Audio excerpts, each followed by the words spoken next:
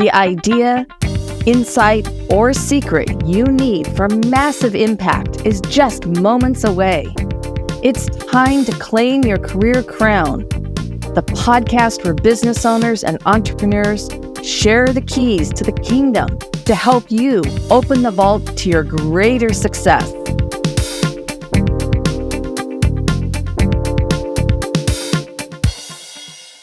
Hello, everyone, and welcome to Petite to Queen's Claim Your Career Crown podcast. I'm your host, Lynn, and today I'm joined by our special guest, Alice Draper. And we're going to be talking about how you can overcome your fear of pitching in 3 easy steps. Pitching yourself in an authentic, genuine manner is a superpower. Now, if you get a ton of value in this episode, I would love to invite you to subscribe because it costs nothing to subscribe. So I would love to introduce Alice. She is on a mission to make publicity easy and accessible for underrepresented women entrepreneurs in all stages of their business. When Alice started her business, she knew that publicity in the right places would garner her the authority she needed to position herself as a high-end copywriter. She started pitching magazines like Vice, Refinery 29, HuffPost, and Business Insider. This came with an unplanned skill, the art of the pitch. And this is why she ended up pivoting her business towards publicity.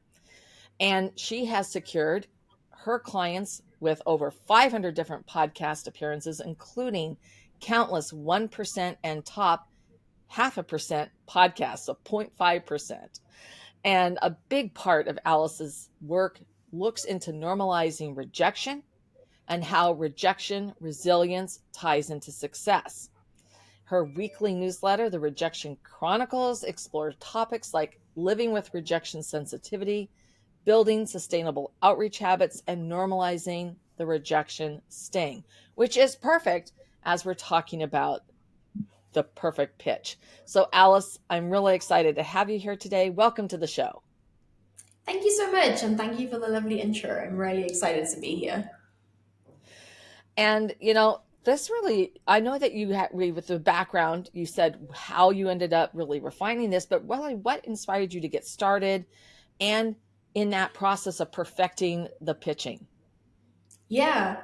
So, I kind of accidentally fell into this space. I became obsessed with writing pitches. I became obsessed with getting my writing out there. And I started also doing copywriting work to supplement my income. And then I met my mentor, and she, we were working together with some clients. And she told me her clients want to be pitched places. And so I started with them. And then I just kept getting more and more work because they were so excited. They were like guesting on podcasts, writing articles. And then they started referring me out. And that's pretty much how I ended up here. And for a while, I still had my copywriting clients. I still had my social media management clients. And then I was looking at my numbers and I was like, oh, I'm earning a lot more doing PR. I'm enjoying this a lot more. My clients love me a lot more for this work than they do for like my social media management work. I was a bad social media manager. Don't hire me as that. And that was like about 3.5 years ago. And I was like, let me go all in. Let's ditch all the other stuff. And that was the best business move I ever made. Oh, good. That's wonderful. That's wonderful. And the great thing is that you really took a look at that to analyze it, and not only what really just filled you with joy and passion, but you looked at the numbers as well. So that's fantastic to bring that all together. So let's talk about these 3 easy steps. What are the 3 easy steps to overcome the fear of pitching? Yeah. If we're looking at normalizing rejection, so I'm not going to talk right now. We can go into it a little bit, but instead of talking about the practicalities of pitching, I think the biggest thing that stops us is our fear of rejection. So I'd say the 3 easy steps is 1, understand rejection, and I will talk about that. I'll talk about the kind of like the statistics and stuff. 2 is find a community who you are actively getting rejected with, because this was very crucial, and there's data to show this. It's very hard to put ourselves out there when we're all kind of in our own brain, but when we have a community supporting us, and I think there's evolutionary reasons for this, it becomes a lot easier. And then three, set a rejection goal. And this is when you start actively pursuing rejections. This is a great way, I think pitching is a great way of doing this because, you know, evolutionarily, we fear rejection because it means that we could be ousted from like the community. Like a rejection could be death, back in our caveman eras. But unfortunately, our brain is still wired that way. And we're not living in that era anymore. So, what that does is it can mean that we're not putting ourselves out there because we're so afraid of this rejection, which means we're ousted from the community and, something terrible is going to happen. Whereas the most successful people have normalized this rejection. So they've actually worked against the evolutionary wiring of their brains. So if you look at people like Anna Wintour from Vogue, she talks about how getting fired from Harper's Bazaar was the best thing for her career.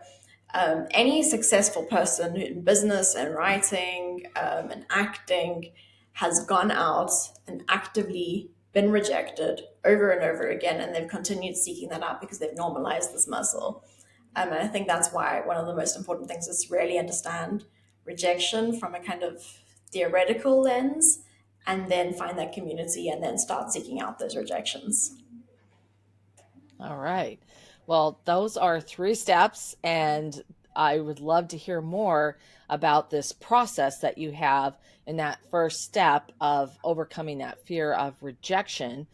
I really like the idea of how that's tied with, some of our core, how we're hardwired in the sense of, not wanting to be ostracized, right, from our Yeah. community, and and to your point, absolutely. I mean, different areas, like I can think of immediately of Hawaii, and how if people were ostracized in that way, banned, or they had to swim to another island. I mean, they had to Yeah. make it there so they No, could live thank in a you. community I don't want where to go swimmer. I don't want to swim in an island. yeah, exactly. Yeah, and if you can make it, right? So that, yeah, because they actually had this whole community, I know, on the Big Island where people would have to swim to, but once if they got there, then they could live there for all these other people who had basically committed taboo, right? And Mm. had been ostracized. So let's get into this, because it sounds like you have a real process to help your clients overcome these fears and this idea of rejection. Yeah. So, I mean, a lot of this kind of stems back to my own story. And my own story is that I was an aspiring journalist and I had big goals. I wanted to be published in big magazines. And like any young novice writer, I got rejected. And it was painful. And for anyone who feels like that, I don't know how you kind of think, I don't know how to normalize rejection because it's painful. It's that's normal. Rejection. There's actually studies to show that rejection brings up. I think there's an MRI done that showed that rejection brings up the same physical pain that physical pain does. But the difference is that painkillers can ease that pain, but the difference is that you, in hindsight, remember rejection as far more painful than you would physical pain. So we can look back at something like,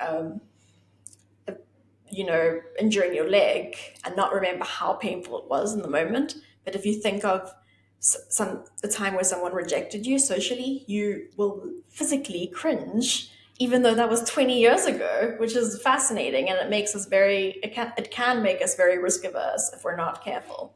Yes. So back to my story. I was an aspiring writer. I got those rejections, and that really derailed me.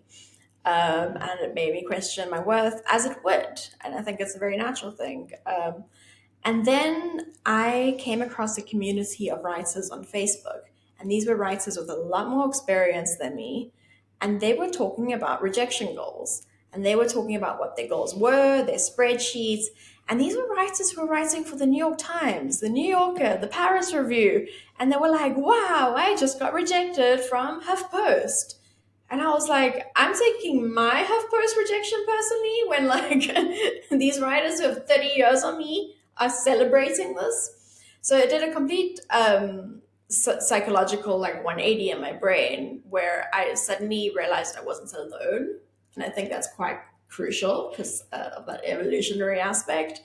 And I also realized that this is a like path to success. Like these are successful people who are using this as a tool to get there, to be successful. And finding that community and setting that rejection goal really was the foundations of me building rejection resilience, which I think is how I started a business. It's how I really grew as a business. It's how I make what many people would say are very bold, audacious asks for someone of like, you know, my standard and my age. And I think that that's a marker of being able to be successful is putting yourself out there and making those big asks. And I think that's pitching yourself, which is a very low stakes thing to do, is a great way of building that muscle so that you can then make those big asks in other areas of your life. All right. Well, why? I mean, we've been talking about why pitching is such a challenge for many people. And aside from the rejection side of it, what are some of the other aspects of why it's such a challenge? Yeah.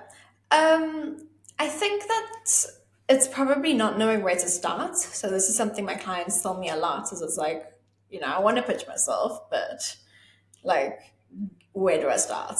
Am I even allowed to pitch myself? So if you're asking that question, the answer is yes, you are allowed to pitch yourself. No one's going to come and give you a permission slip. Many people may look at PR as something that will come to you once you've done enough. And I actually look at PR as something that will help you reach that next level in your business. So you can go and actively seek out the PR yourself. And that is supplementary to everything else you're doing, which can help you get to that next stage. So you don't need to wait for the PR to come to you. Yeah, so I think it's probably overwhelm and confusion. That's like the number one reasons I hear from my clients. And with that, I would really urge you to just breaking it down. Start a spreadsheet, and I like to talk about that when you set a rejection goal. First thing is start a spreadsheet, and start naming some of the places you want to be in. It can be the podcasts you're listening to. It can be the magazines you're reading. And then, you know, you can start researching people in your area and see where they're appearing and start naming those places. And then go find the email addresses. There's a tool called Clearbits that you can use to find email addresses. So really go get those email addresses, put them in, and then write your pitch templates. I have a guide on my website, but yeah, you would kind of want to write a pitch template that speaks to the problem you're solving, and then you would personalize each of those. But yeah, I would say kind of to break it down into more tactical terms, that's where I would start. Okay. Well, I love that because I think that's really common is that people just not even sure where to start. And this is giving us some really concrete ideas. And the same thing, like, well, how would I even get these email addresses and what's that process look like? Mm. But also, you know, really having a template so that you can, when you are putting a pitch forward, that it makes sense to the people that you're pitching, that it matters to them. It's not that it matters to you, it's that it matters to them what's coming in, that it creates a spark and they go, ah, this is interesting, right? Because Yeah. you're so I love We can that. talk about that if you want. Like Yeah, what makes yeah, a good absolutely. Let's do it. pitch. So I think that there's three, if you have to remember, because there's quite a few components, and I do have that in the mini guide on my website. But there's three core things I think you should remember, and one is story.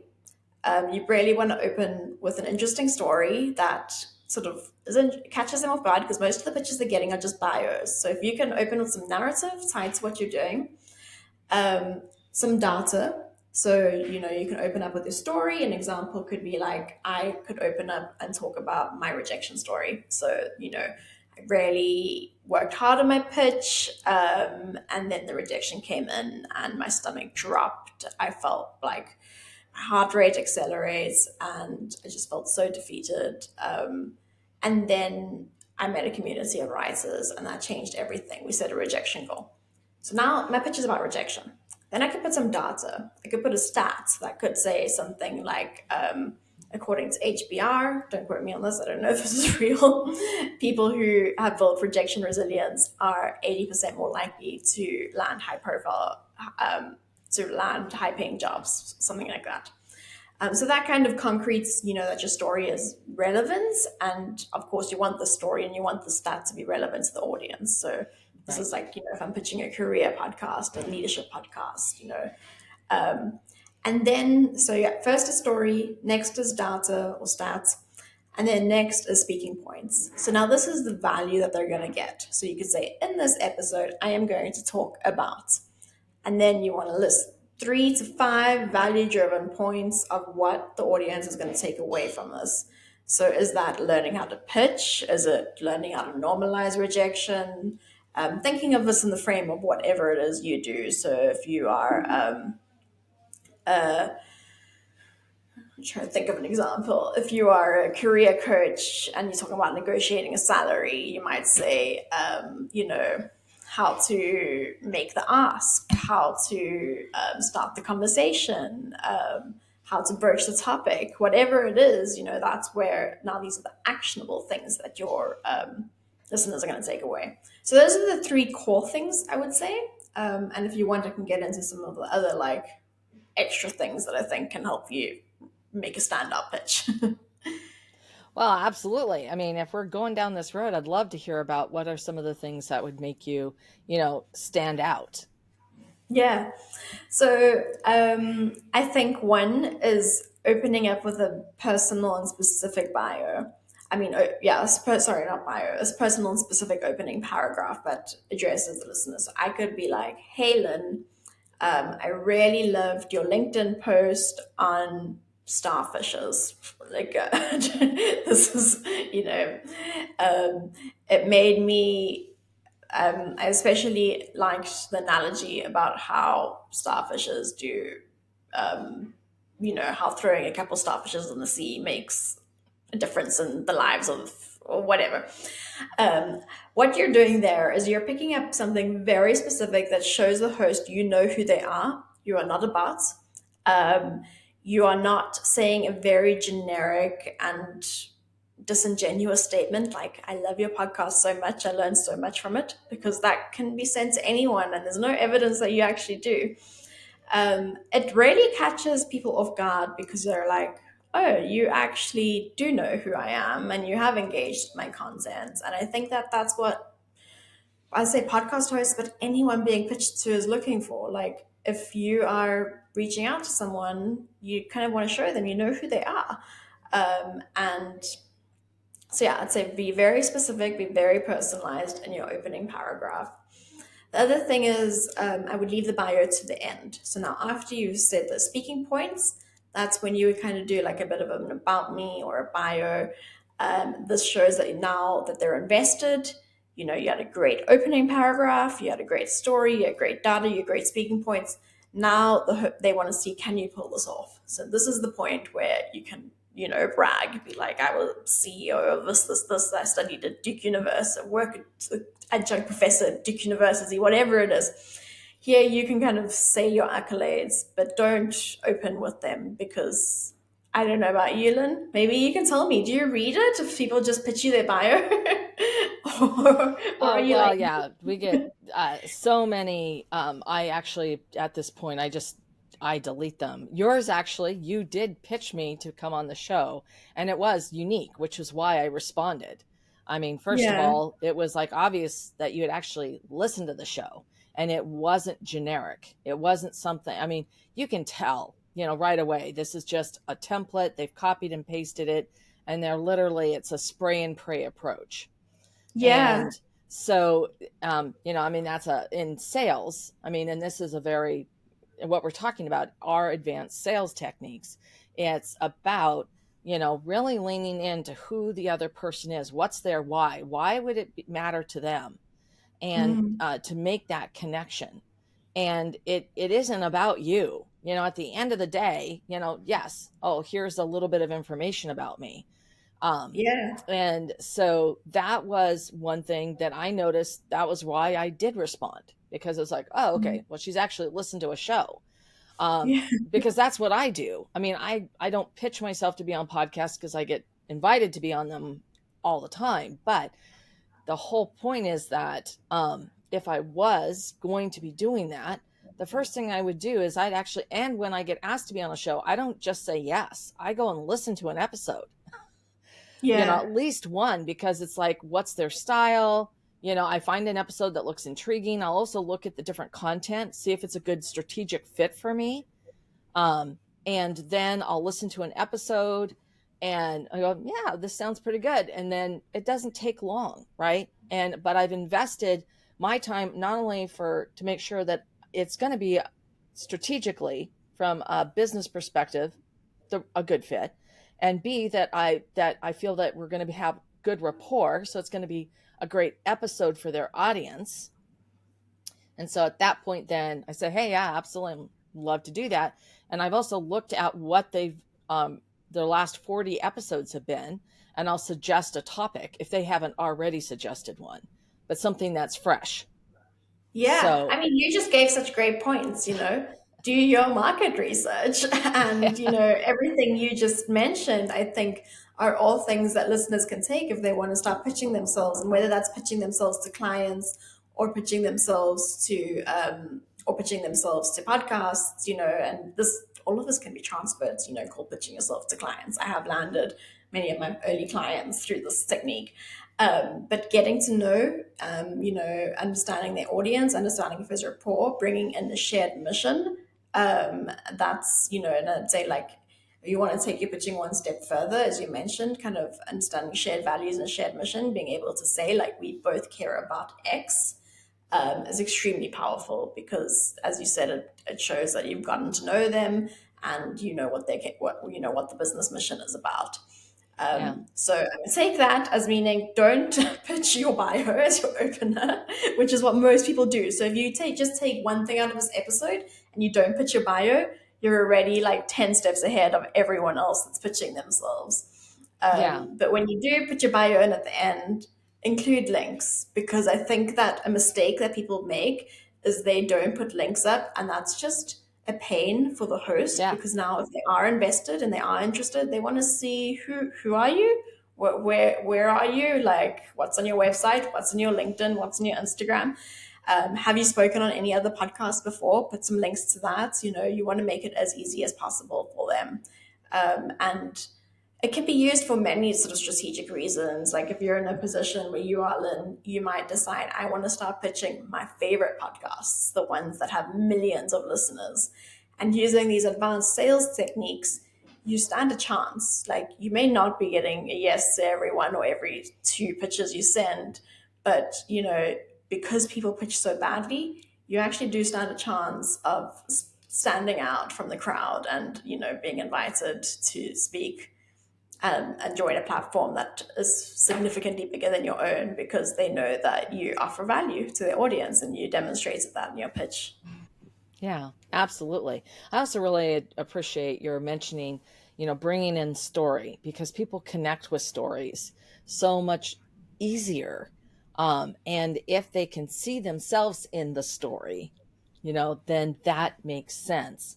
And it really is a way to um, demonstrate also what it would be like to have you on the show, that you're going to have that phrase that I used in our green room that Tom Ruich calls infotainment, because Yeah, it's not just yeah. about informing clients, but also providing an entertainment, and that energy that you'll have during the conversation.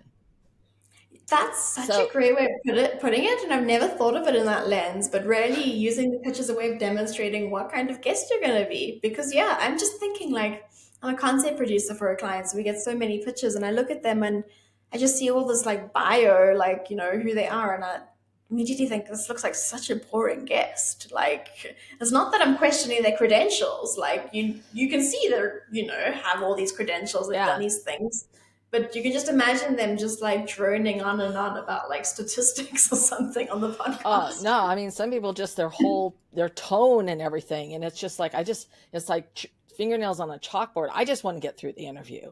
And so, right. It's, and I don't want my audience to be exposed to that. So I Yeah, want them to yeah, have some fun. It's yeah, I want them to be able to pull something that they can use in their business that day, just like we're talking about right now. We've given all kinds of golden nuggets that people can pull out and use in their business starting right after they finish listening to the show. But hopefully along the way, they've had a laugh or two. yeah, yeah, yeah. Show personality, and that's actually something that I include. Like, and whenever I teach a class or something, I always have a slide on like show your personality. I am not a humorous writer. Like, I wish I was into comedy. I wish I could be like, the Trevor Noah, my best friend. She's so funny. She writes these LinkedIn posts, and I burst out laughing every time I read them. That's unfortunately, maybe I need to hone the skill, but it's just not me. I can't make people laugh at my writing.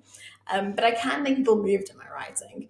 And so I do lean into the story side of that, which is that I can, really showcase like emotion and evoke a reaction out of people. And so, whatever your strength is, whether it's making people laugh or making people moved or making people feel smarter, lean into that. Don't, just follow whatever generic formula you're given. Know what your strengths are and lean into those in your pitching style and Yeah. who you show up as a guest. Always be your authentic self. I mean, Yeah. that's the first way, that absolutely proven way that you can stand out is just, Yeah. this is who I am, right? And be Yeah. really comfortable with that. So, what should our listeners, do next about overcoming their fear of pitching? What would be the first thing that you would ask them to do? It's a great question. Um, I wish there was like a simple like pill you could take to kind of, take away that fear. But if there's anything I've learned about fear is you kind of have to do it anyway. So I don't think the fear is going to go away and then you're going to, get that confidence to pitch yourself. The confidence comes as a result of doing the action. And that's what I learned through my own pitching journey and what I've seen so much kind of through my own career and through the career progression of my friends is you have to do it scared. So even if your fingers are trembling as you press enter on the button, the more you do it, the less your fingers are going to tremble. Try the reverse psychology technique of setting a rejection goal. It worked for me. It might work for you. And then do the thing, and you'll kind of prove to yourself that you can survive it. And the more you kind of put those reps in, it's like doing reps in a gym. The easier it becomes next time. And as you start collecting some wins, you will get rewards, positive rewards. So you're like, wow, this is working for me. If you're not getting rejection straight away, ask a friend for some feedback, lean into your community, kind of use that as a sign of like figuring out what you could do differently. A professor at Rotterdam University did a study in 2014 where he found that students who were rejected straight away were more likely to come up with new ideas like in quick succession than students who got their first submission accepted. And I think that's interesting because there is like a kind of psychological, and I think various psychologists have spoken about this part of our brain that is activated when we're rejected, where it's like, I can do this. So doing it scared and getting rejected may not be a bad thing. It could be like now I have the energy to prove myself. I have something to prove. Like, how dare you reject me? So I think there's a lot of upsides of being rejected that I'd say lean into that, lean into the rejections and do it even if you're scared. Yeah, yeah. Well, in sales, it's that no is just a no for not now. It's not a no for never. Yeah. It rarely is a no for forever, right? So, that's a very similar concept. So I love what we've been talking about. And Alice, I have one last question. Is there anything you wish that I had asked you, which I did not? Ooh.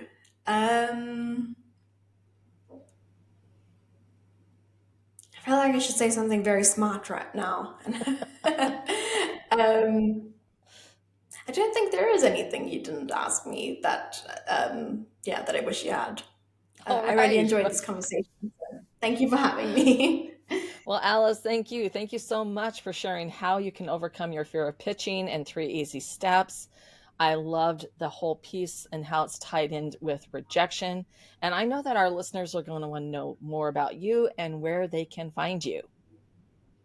Yeah, so LinkedIn is the best place to find me if you just type in Alice Draper. And then also my podcast pitch guide and templates is on my website. If you type in Hustling Writers /templates, you'll find it.